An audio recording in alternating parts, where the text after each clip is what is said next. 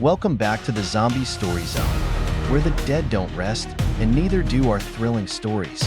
In today's chilling tale, we take you deep into the cursed forest, where a sinister ritual brings the undead back to life. Can our heroes survive the night, or will they become part of the cursed horde?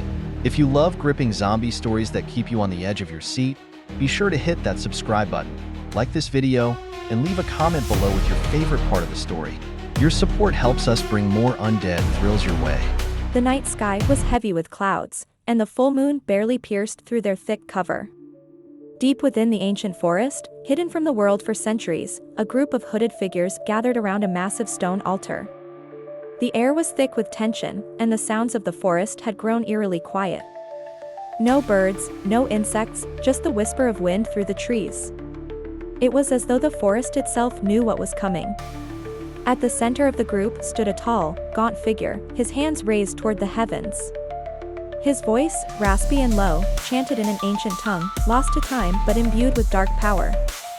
In his hand, he held a ceremonial dagger, its blade glinting faintly in the moonlight. "This is the night," the man intoned, "the night the dead shall walk again." His followers murmured in agreement, their voices blending into a low hum that vibrated through the trees. They had waited years for this moment, the culmination of decades of research, planning, and dark magic. The cursed forest, long believed to be haunted, was the perfect place for their ritual. Legend said that the souls of the dead lingered here, trapped between worlds, waiting for a chance to return. As the man continued his chant, he stepped closer to the altar. Lying on the cold stone was a blackened book, its pages filled with arcane symbols and instructions for summoning the dead. With deliberate care, he opened the book and began the final incantation. The air grew colder, and a thick fog began to rise from the ground, swirling around the group like a living thing. The trees seemed to groan as though they were protesting the disturbance of the ancient magic. But the leader pressed on, his voice rising in pitch, the words spilling from his lips faster and faster.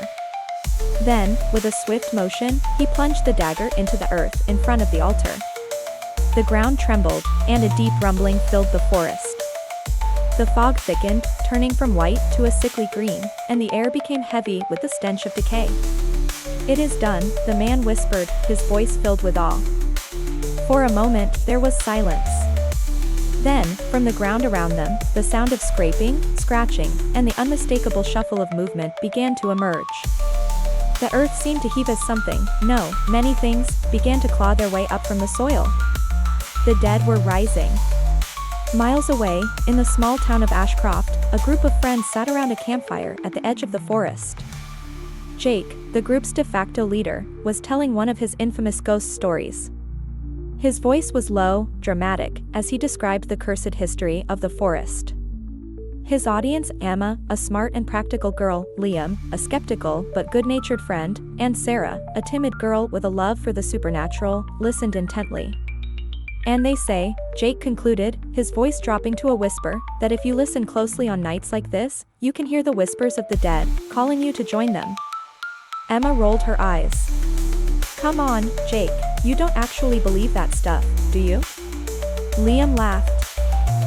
"Yeah, man, that's some B-movie horror stuff right there." But Sarah wasn't laughing. She had always been fascinated by the supernatural, and something about the forest had always felt off.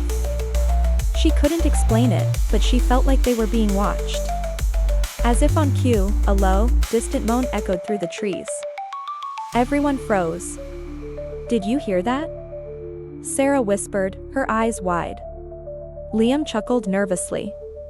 "Probably just the wind." But the sound came again, louder this time. It wasn't the wind. Jake stood up, his face serious now. "Stay here. I'll go check it out." Before anyone could protest, he grabbed a flashlight and ventured toward the tree line. The beam of light cut through the darkness, but the fog that had begun to creep in made it hard to see more than a few feet ahead. "Jake, don't go too far." Emma called after him, her voice tinged with worry. As Jake moved deeper into the forest, the sounds of the campfire and his friends faded. The trees loomed larger, their twisted branches reaching out like skeletal fingers. The fog thickened, and the temperature dropped sharply. Then he saw something, movement in the fog. He pointed his flashlight toward it, his heart racing. "Hello," he called out, his voice shaky. "Is someone there?" For a moment, nothing happened. Then, from the fog, a figure emerged. It was hunched, its clothes torn and filthy, its skin a sickly gray-green. Jake took a step back, his flashlight trembling in his hand. "Hey, man, you okay?" Jake asked, though he already knew something was very, very wrong. The figure lifted its head, and Jake's blood ran cold. Its eyes were sunken, and its mouth hung open in a silent moan. The stench of rot filled the air as the creature shuffled toward him. Jake turned and ran, his heart pounding in his chest. He had seen enough horror movies to know what this was. A zombie. Back at the campfire, Emma, Liam, and Sarah were growing increasingly nervous. Jake had been gone too long. "Something's wrong," Sarah said, standing up. "We need to find him." Emma nodded, her worry evident. Liam grabbed the flashlight. "Let's go." The three of them headed toward the forest, calling Jake's name as they went. The fog was thick now, and it clung to them like a damp blanket. The trees seemed to close in around them, and every sound made them jump. Suddenly, Jake burst from the fog, panting and wide-eyed. "Run," he shouted, grabbing Emma's arm and pulling her back toward the campfire. "We need to go, now." "What happened?" Liam demanded, his voice rising in panic. There's something out there," Jake gasped. "It's not human." Before they could process his words, a guttural moan echoed from the fog, followed by the shuffling of feet. The group turned to see several figures emerging from the trees, each one pale, decayed, and hungry. "Zombies," Sarah whispered, her face white with terror. Without another word, they turned and ran. The zombies were slow, but relentless, and the fog made it hard to see where they were going. The group reached the campfire and grabbed what little supplies they had before sprinting toward the road. "We need to get to town," Emma said, her voice steady despite the panic rising in her chest. "If there's more of these things, we need to warn people." But as they ran, the fog seemed to follow them, thickening and swirling around them like a living entity. The moans grew louder, closer. They weren't going to make it out of the forest before the zombies caught up. Up ahead, Jake shouted, pointing to an old cabin that stood at the edge of a clearing.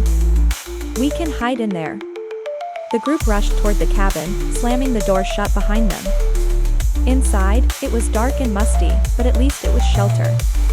They barricaded the door with a heavy wooden beam and backed away, listening to the sound of the zombies outside. "Are we safe?" Liam asked, his voice trembling. "For now," Jake said, though he didn't sound convinced. But Sarah was staring at something on the floor. There, in the center of the room, was a large circle of salt, and in the middle of it, an old, tattered book, the same book used in the ritual. "This isn't over," Sarah whispered, her eyes wide with realization. "The ritual, it's what brought them back." Jake looked at her, confused. "What are you talking about?" "This forest is cursed," Sarah said, her voice shaking. "The dead won't stop rising until we undo the ritual." The cabin creaked under the weight of the fog, and the moans outside grew louder. The zombies were relentless, pounding against the walls and clawing at the door. But the real danger lay in the cursed magic that still lingered in the forest. Sarah stepped closer to the book in the circle of salt. "We need to reverse the spell. It's the only way to stop this." "Do you even know how?"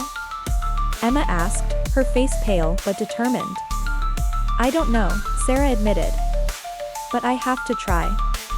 Jake and Liam began searching the cabin for anything that could be used as weapons while Emma stayed by Sarah's side, watching as she carefully opened the book. The pages were filled with symbols and words in a language she didn't recognize, but something about them seemed familiar, like she had seen them before in a dream. As the zombies continued their assault on the cabin, Sarah began to chant, her voice shaky at first, but growing stronger with each word. The air in the cabin grew thick with energy, and the temperature dropped even further.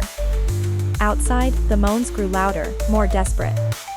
The ground trembled, and the fog swirled violently around the cabin. Suddenly, there was a loud crack, and the door burst open. The zombies poured in, their decayed hands reaching for the group.